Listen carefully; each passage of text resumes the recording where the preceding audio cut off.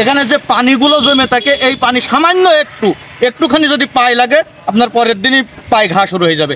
এই যে কর্মকর্তারা আছে পৌরসভার, এদের এই নিয়ে পানির ভিতর চুবানোর দরকার। আমি আলিয়া মাদ্রাসায় পড়ি। এই রাস্তার পাশের এই ময়লাগুলো এত দুর্গন্ধ, আমাদের মাদ্রাসায় যেতে প্রচুর কষ্ট হয়।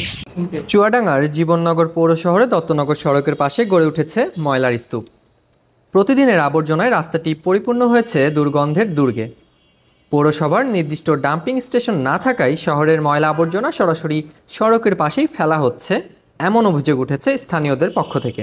যাতায়াতরত যারা মানুষ আছে, তারা স্কুল কলেজের ছাত্রছাত্রী থেকে শুরু করে সাধারণ মানুষ যে ভোগান্তির সৃষ্টি হচ্ছে, বৃষ্টির সময়ে এখানে যখন বৃষ্টি হয় এই পানি যখন রাস্তার উপরে প্রবাহিত হয়, এমনকি মানুষ অ্যাক্সিডেন্ট পর্যন্ত হতে যায় যে এই পানি বাইপাস করে যাওয়ার। তো বারবার প্রশাসনকে এই বিষয়ে অবগত করার পরেও প্রশাসন কেন পদক্ষেপ নিচ্ছে না, এটা আসলে খুবই দুঃখের বিষয়।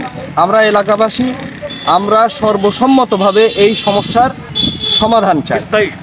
সরজমিনে দেখা গেছে জীবননগর দত্তনগর সড়কের পাশে জমে থাকা ময়লা আবর্জনা থেকে ছড়াচ্ছে দুর্গন্ধ।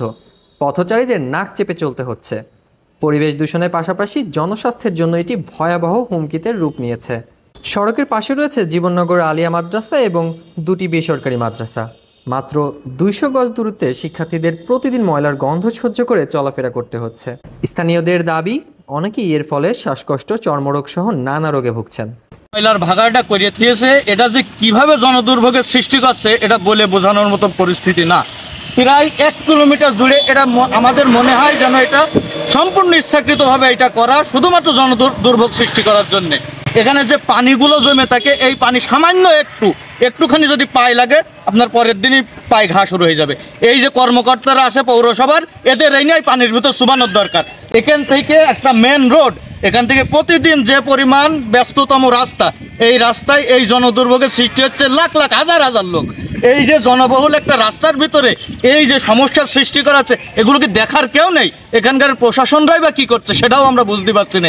এতবার অভিযোগ করার পরে কোনো প্রতিকার তো নেই, আরও যেন ইচ্ছাকৃত রাস্তার উপরে ফেলে দিয়ে যাচ্ছে।